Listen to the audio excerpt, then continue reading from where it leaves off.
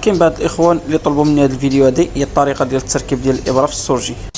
هذه هي الابره ديالنا، كتجي فيها واحد الساقيه طويله، وكاين الساقيه هنايا صغيره، يعني ديك الحفره الصغيره، وفي الماكينه كتركب على هذه الطريقه هذه. يعني الساقيه الكبيره دائما كتكون عندي اون فاس مع وجهي. هنا كيكون عندنا في البانس ديال الليباري جوج ديال التقابي. يعني التقابي هنا كنعرف بان الابره راه وصلت للراس، يعني كاين واحد الثقبه واحده ديال الطروافيل وواحده ديال الشانيط. وهنا في الفيسات ديالنا كيجيو على شكل طورنوفيس، وهنا كيجيو على شكل السيبو. السيبو كيجي على الشكل هذا ديال الليباري ديال السورجي. الابره كنركبوا على الشكل هذا. الساقيه ديالنا دائما كتكون اون فاس معنا، والحفره الصغيره كتكون تجي هاد اللور.